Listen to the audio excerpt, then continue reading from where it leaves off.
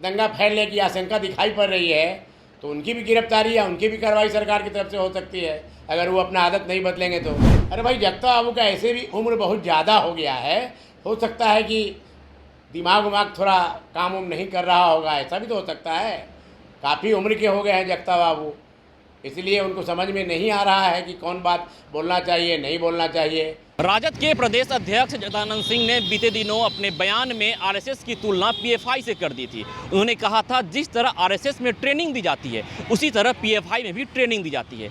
इसी मुद्दे को लेकर जब हमने राष्ट्रीय लोक जनशक्ति पार्टी के नेता सुनील सिन्हा से बात की तो उन्होंने सीधे तौर पे जगदानंद सिंह की गिरफ्तारी की मांग उठाई है। पहले सुनिए आप क्या कुछ कह रहे हैं सुनील सिन्हा। अरे भाई, जगता बाबू का ऐसे भी उम्र बहुत ज़्यादा हो गया है, हो सकता है कि दिमाग उमाग थोड़ा काम उम नहीं कर रहा होगा, ऐसा भी तो हो सकता है।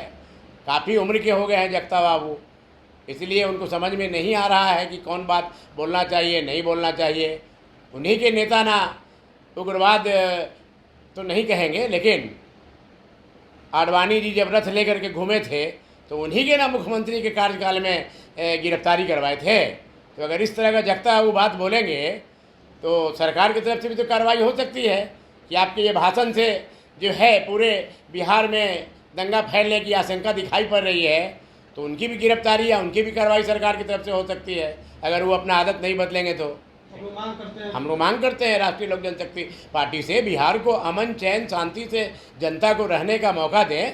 इस तरह से उन्माद बात बोल करके दंगा भड़काने का काम ना करें, राजनीतिक प्रिविलेज लेने का काम ना करें। आरजेडी दबाने के लिए भी किया जा सकता है, ये हम कैसे बता सकते हैं। लेकिन आपको मैं बता दूं कि इस तरह का भड़काऊ भाषण देने वाले जो होते हैं, तो आपको मैं दोबारा फिर कह रहा हूँ, रिपीट कर रहा हूँ कि कोई भी क्राइम करने वाले से ज़्यादा आरोपी होते हैं करवाने वाले। तो अगर जगता बाबू इस तरह का बयान देके भड़काऊ बात कर रहे हैं तो उनके ऊपर राष्ट्रीय लोक जनशक्ति पार्टी के तरफ से यह मांग करती है कि ऐसे उन्माद फैलाने वाले नेता पे यथाशीघ्र कार्रवाई करें, अंकुश लगाएं, क्योंकि ये समाज के लिए बहुत ही दूषित बात है। आप सभी मीडिया के भाइयों को मैं बता दूं कि जगता बाबू का जो बयान है वो बहुत ही दुखद, बहुत ही निंदनीय बयान है।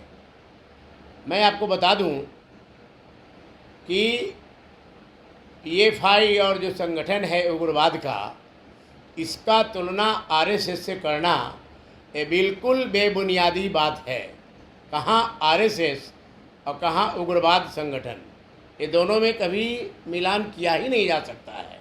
और आपको मैं ये भी बता दूं कि जगता बाबू जैसे इतने पुराने सुलझे हुए नेता पता नहीं क्यों इस तरह का उन्माद फैलाने में लगे हुए हैं।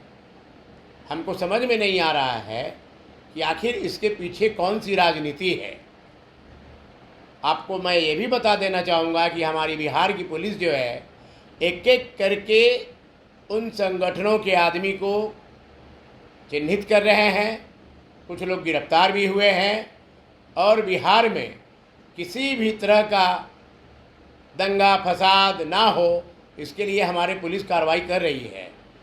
लेकिन जगता बाबू इस तरह का जो भड़काऊ भाषण दे रहे हैं वो बिल्कुल गलत भाषण दे रहे हैं, बिल्कुल गलत लोगों का मनोबल बढ़ाने का काम कर रहे हैं। आपको मैं बता दूं कि अपराध करने से ज़्यादा अपराध करवाने वाले का जो कॉन्स्पिरेसी करने वाला व्यक्ति होता है उसका कसूर होता है।